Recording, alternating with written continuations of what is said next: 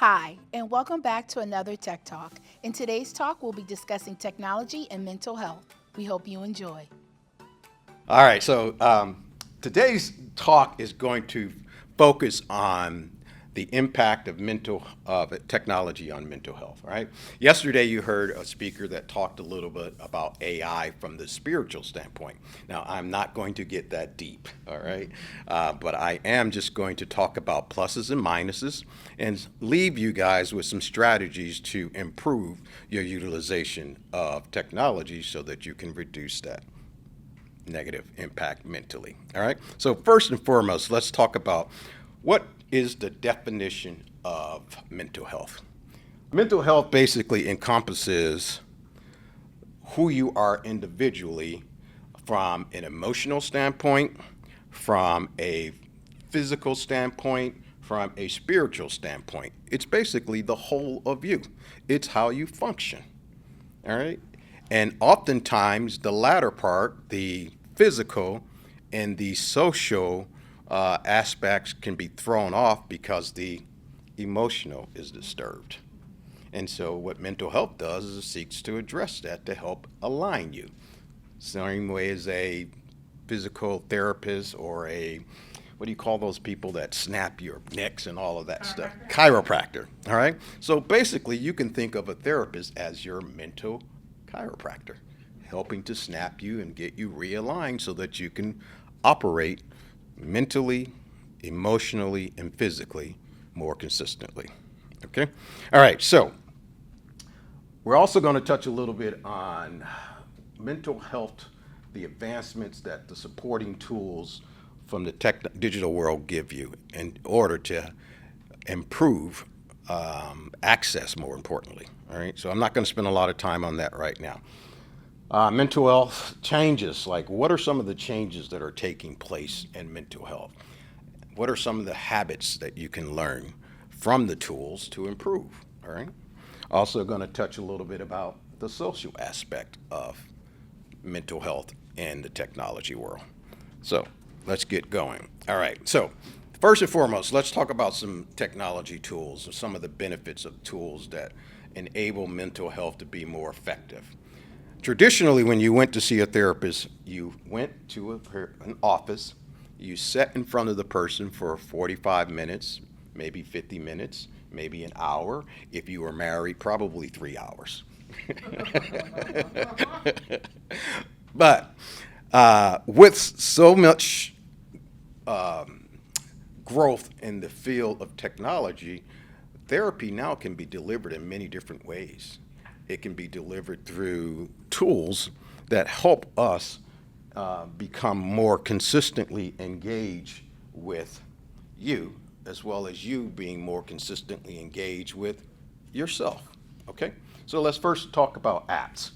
So you have meditation apps, you have mindfulness apps, you have emotional tracking apps that help you manage and become more aware of your anxiety and the effects of stress on you. So, how many of you have heard of the mood apps? You? Okay. What about the anxiety apps? Kind of the same, but a little different. Anybody have heard of anxiety apps? What about the mindfulness apps that help you rest at night? Heard about those? Okay. Um, so, what those basically do, the core function of them really is to help you become aware of patterns in your emotional behavior and then give you the tools to address that on your own. So, for instance, if you are having trouble sleeping, there are tools. Some you've heard of the water tools. You've heard of uh, the the rushing wind type tools. These tools are developed to help you soothe your mind by focusing on something other than what's going on in here. Okay? And so therefore when you're able to do that, you are able to relax and slowly drift off to sleep. Some new tools that they have now called heart rate monitors. Okay, and so these heart rate monitors, they monitor when your heart rate goes sky high, whatever. It also tracks the time, it tracks how long it lasts. So therefore you can go back and say, what were I doing at this particular time? Was I engaged in an activity, a fun activity? So that's positive. Was I involved with conflict with someone? Okay. Was I stressed because of a project that I had to do? So what it does is it monitors your rate and it gives you the time to duration so that you are able to go back and look at what was going on and make the appropriate adjustments. Okay. Let's see. The next one is, okay, virtual therapy platforms. Okay. This is one of my favorite. Although I love being in front of people, I also love being virtual because it allows me to access more people in real time, but it also allows you to schedule accordingly. So basically, this is no more than the ability to connect with your client or your client to connect with you wherever they may be. So they're able to do that. That's all it is. Okay, online support communities. Okay, this is a plus and minus for me. We're going to get into that a little bit, right?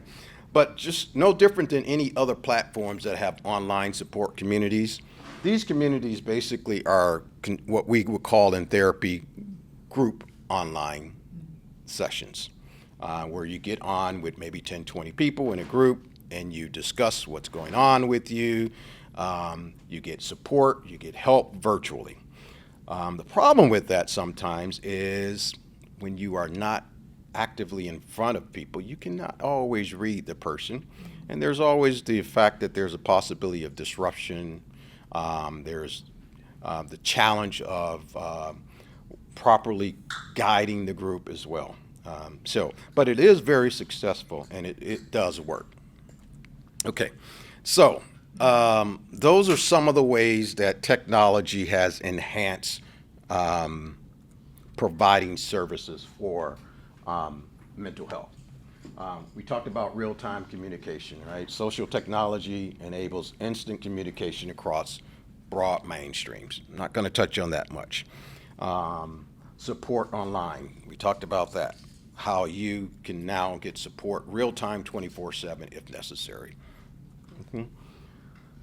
Access to mental resources, chat-based helplines. We'll touch on that a little bit later on. Teletherapy increases access to professional care. Teletherapy obviously is another form for virtual as well as telephone. And then promoting well-being by using it. So you will see more and more prompts online promoting you to move towards this base where you can actively get help sooner versus later. Okay. Particularly, this is very helpful when an individual is struggling with suicidal idealization. So you have that access right there where someone can support you and help you. Okay. All right. So negative impact of technology. I know this is what all of you guys came here to find out about, right? Like how does this stuff impact me? All right. So I am going to put up one and I'm going to ask you to raise your hand if you think that you fit into this one. Wait a minute. I haven't even put my, you know it? All right. Okay. Here we go. Screen addiction effects. Does everyone know what that is? Oh, yes. Yeah? Okay. All right. So what is the impact of that besides harming your sleep and your social interaction? It is a cognitive distraction it prohibits you from thinking logically because you are constantly getting motions that are bop, bop, bop, bop, bop. And therefore your mind can't follow the thought process. It is actually trying to shift and adjust as each screen pops. And therefore, to your point, what you said earlier is, you become distressed, your anxiety levels go up, right? Because your body is telling you that you are trying to connect to something, but your mind is saying, slow down. But your body is saying, I can't because all of this is going on. I want to be a part of it, all right? So, although they call it the screen addiction effect, the primary impact that it has on you is cognitive. Okay? All right. So, sleep disruption. All right, we talked about that. It is very obvious. It's been proven. The longer you stare at a screen at nighttime, the more difficult it will be for you to disrupt the patterns that you are igniting in order to move into a rest mode and fall asleep. So therefore, we created what we call the mood patterns, where you have the sound, the water, things of that nature that will help bring you down in order for you to go to sleep. Cognitive overload and stress. Anyone familiar with this one? We're all in seminary, so. You're all in the seminary? Too well. Too well? All right. So, I've been there, all right? Corporate does that to you as well. So, corporate does that to you. So, anyway, digital multitasking, it fools you.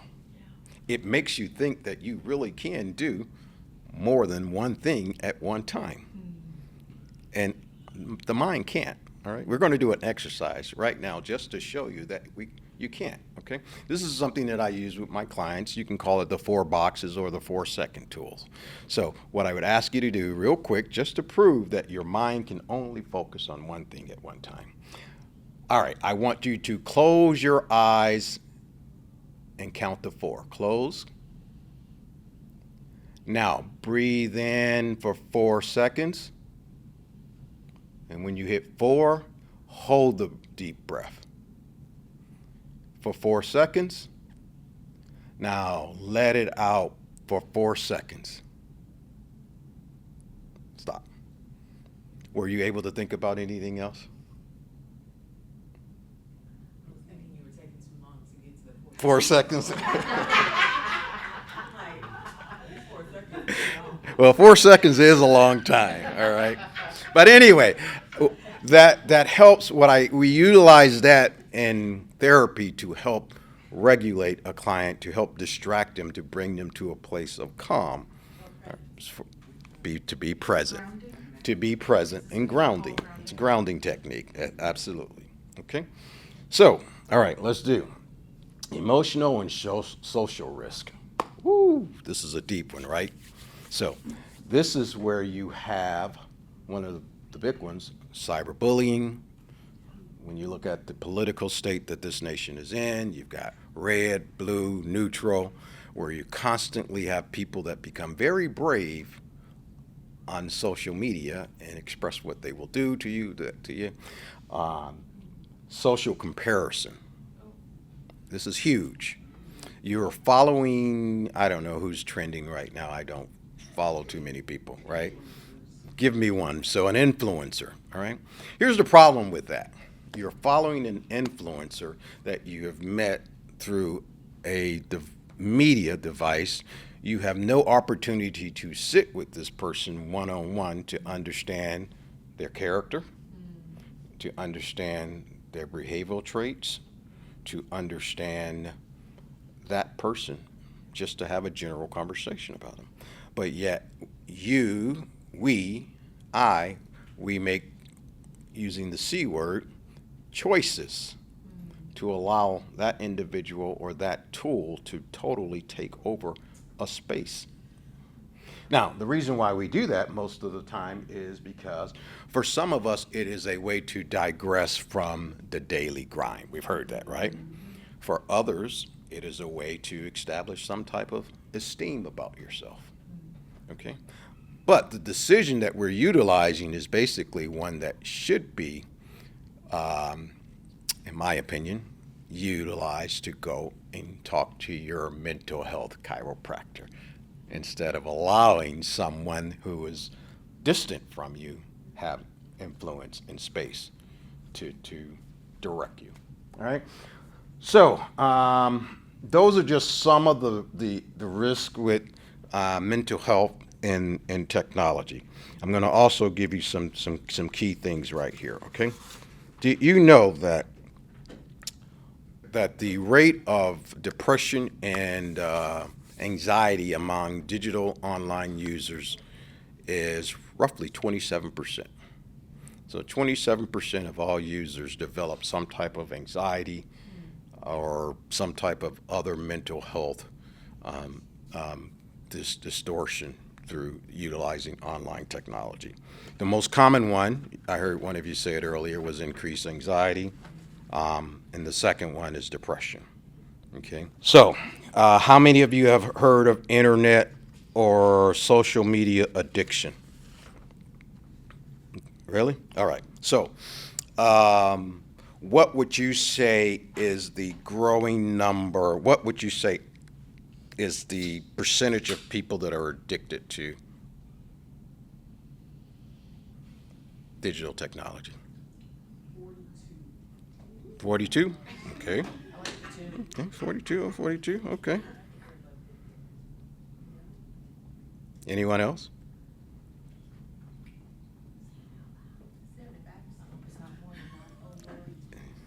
Did you say it's not more than that? It's actually double that. It is. So this is research that I'm done, and I can give you the reference, but around 80.7% of people are addicted to social media. Right.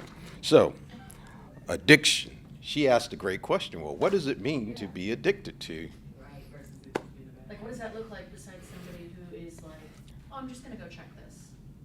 That's a function of it, right? Okay. Basically, it means not having control over your patterns, right? So, in other words, the desire for being on social media is so strong that it actually motivates you and it prompts you, it drives you, right? When you are away from it, you have detachment issues, okay? Withdrawals, exactly. You can't turn off your phone, right? And those are no different. See, the body and mind cannot tell the difference between whether you are addicted to drugs, alcohol. It reacts the same. The only difference with drugs and alcohol is there's a chemical association with the body, physical body, but everything else functions the same. All right? So be careful and be mindful of reacting to those compulsive drives to get online.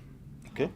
We'll talk a little bit about how to stop that now. All right. So you guys are all in school. You're all studying. You're super intelligent leaders of the next generation. So you all have the understanding of how to take in strategy and apply it, right?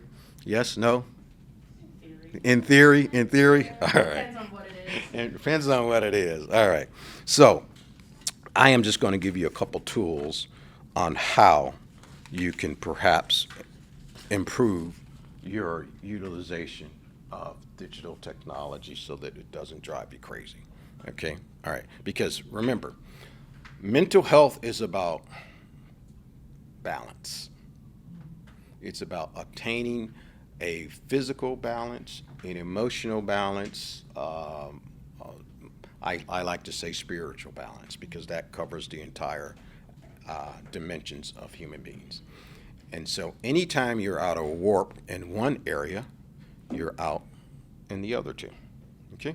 So let's talk about some things that you can utilize to help you become more effective and maintaining and being a useful, smart user of digital technology. Okay, screen time limits. It's the most important thing right here. Okay, develop ways and strategies around reducing how long you are staring at the screen. Simple as that. Okay. Technology, these smart cell phones have so many different things on them. I know I'm going to get booed here, but I'm an Android user, okay? I absolutely love Android. But anyway, there are different tools, apps that you can load on your phone that will actually prompt you that you have been staring at this screen for this period of time so that you can make the decision to do what? Move on, Okay? The second thing is, I think you said it, detachment or whatever. Okay. Digital detox. All right? So this is one of my favorites, right? Okay, so this is basically establishing a regular period during the day. All right, so from 7 to 9, I know that may be difficult for you guys because you are students, but perhaps at some period of the day you say, this time of the day, I do not touch social media at all. Okay. Now, what you are doing by that is you are establishing a pattern of behavior that will eventually become difficult to break, just like any other behavior. So that's an important strategy if you can do that. But the biggest thing about it, it allows you to get mental clarity. It allows you to slow your brain down so that you can cultivate yourself. Okay? So I think of it like this. If you were a garden and you wanted to maintain beauty, what you would do is the critical part of pruning the garden. And after you prune the garden, you do what? Water it. Okay? So when I think of the detox period, that's exactly what I'm thinking of. I am pruning myself and I'm watering myself. I'm pruning myself by taking away the weeds, the digital device. I am watering myself by allowing myself to have a clear mind to think and rest. All right? So when you need a motivative thought, think of that. I am cultivating, I'm pruning myself. All right? Okay. Mindful technology use. Okay. I love this one. Be aware of emotional responses to digital interactions. So here's my recommendation to you. All of you have like a favorite I hate app or favorite I hate site that you go to. I don't know why you do it, but you are prompt to go to it just to see what is going on, right? So the next time you do that, pause and write down what was your emotional response. What was it? How long did it last? What did I do to get rid of it? Did I take it with me the rest of the day? Okay? So basically what I'm asking you to do is chart your emotions, label them so that you can better understand what's going on in you. And then the question that you ask yourself is, why did I respond that way to this particular thing? What inside of me was moved to this space based on what I saw or what I read? Okay? So I love that. I absolutely love that. And then what you do is you become better aware of who you are and how you respond to certain digital aspects. Okay? Offline habits and boundaries. So we talked about creating a tech-free zone at home or wherever, okay? But basically, I gave you a few mental exercises to use to help you develop, okay? But this is just reminding you that the most important thing that you have to control how social media, digital technology impacts your mental health is your choice. Your choice. And whether or not you can exercise that choice on behalf of yourself. Okay? Now, let's get to the future technology of mental health. Where is it going? Oh my God, it's changing so fast. I mean, we have to constantly go and learn about new modalities, new things that they're studying, new techniques.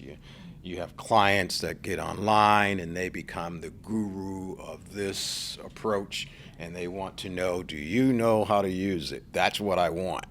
And I'm like, I always say, okay, well, how do you know that's what you need? Anyway, all right, so some things that are emerging. We heard a conversation yesterday about AI, right? AI is just everywhere, all right? It is a plus and a minus in the mental health space, Okay. The plus of it is that it does provide a basis for you to get some understanding of what you might be experiencing. Okay. The minus is, as we learned a lot about the different minuses yesterday, right? The fact that first and foremost, regardless of the, this is the thing for me with AI, artificial intelligence. So let's go with the first word, artificial. What does that mean? What?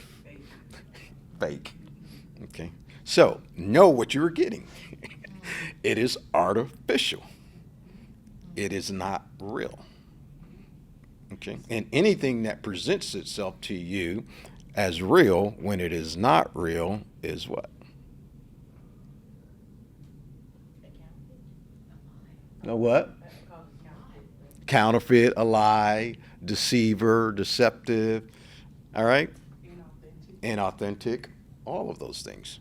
So you have to really understand, AI is in many ways, and I know I'll get some flack for it, it's kind of like an entertainment purposes things. It's created to entertain you, to help you feel good.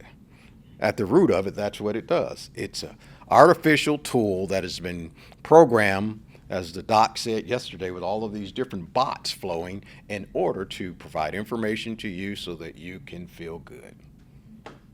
Okay? All right. Virtual reality therapy. This is one of my favorites. Okay? So basically, if you are afraid of snakes and you go to your therapist or your psychologist, or if you're afraid of flying on a plane, how many of you love video games? I know we've got a few of them in here. Okay, video games. All right, so my sons used to have this, this thing that they would put on their head. And they would be standing there doing all this crazy stuff. And I'm like, what are you doing? And I put it on one time for boxing. And I was like, whoa, this is real. All right, so basically what this is this is a device that they will put on your head as if you were, and they will put you in scenarios where you have to face your fears. Perhaps they might put you in a jungle where you're walking and all of a sudden a snake pops up. Or they may put you on a flight and you're riding on an airplane. So what it does is it brings you into these instances so that you, under a controlled environment, can learn how to respond to that. All right? So I like that. It particularly works for people who have phobias, as I mentioned, fears, but also PTSD and social anxiety. A lot of people simply struggle with being around large groups. Okay? So virtual reality is a great concept for that. So we talked about this earlier. There are so many new devices out there that will help you address your anxiety if you utilize it properly. So particularly the monitors for the heart rate, your smartphones, they've got all types of apps on there that tell you what's going on, what you're feeling, the duration. Okay, utilize those, pay attention to them, track them, so that you can understand how long and what's happening with you, how often it happens to you. Okay, and then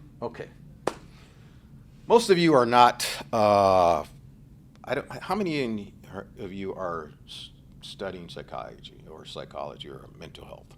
I think none of you. Good. All right. So I just decided to throw this in there because, right, the most important thing on any of these apps, particularly when it's related to your mental health, is you want to make sure, first and foremost, confidentiality. Okay. Second, privacy rights. Third, that it's not a bias tool. And what I mean by bias tools is that you have certain tools that have been programmed to approach situations from a biased perspective. Okay? And then lastly, understand what the purpose of the tool is. Understand the benefits and the risk of utilizing it. Okay? So, I think I went longer than I said I was going to go. All right. I am going to leave you with 4, in conclusion, things that I strongly suggest that you incorporate in your daily walk, whether you're utilizing social technology or digital technology or whatever.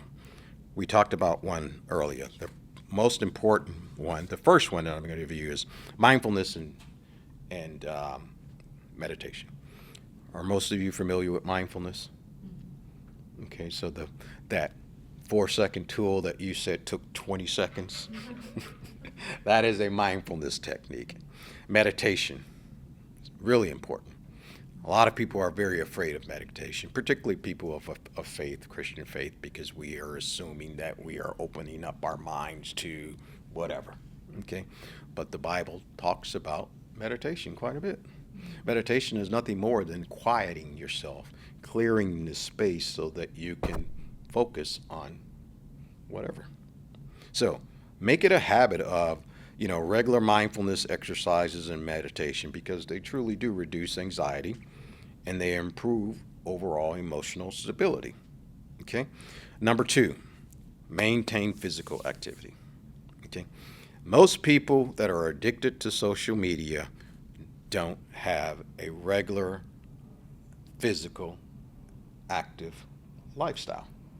They are constantly seated, or they bound themselves. Now, there are some people who can't do that because of just physical constraints, but that is a great way to do it. Build support systems. So what do I mean by support systems? Basically, all of you guys in here probably have some people that you would consider your accountability police, right? So just let them know, girl, I can't get away from this phone. Man, I've been gaming for 3 hours, so that they can. Now, hopefully you haven't been gaming with the same person that you said for 3 hours. All right. Exactly. Okay. And then the last and most important one is educate yourself about social media. Okay. And I've said this multiple times. Be mindful and reflective of who you are, why you're drawn to what you're drawn, what the impact of it is. Okay. Remember, the thing that I taught you most important about that is cultivating yourself, pruning, watering. We hope this information was helpful. Thank you so much for joining us, and we'll see you at the next Tech Talk.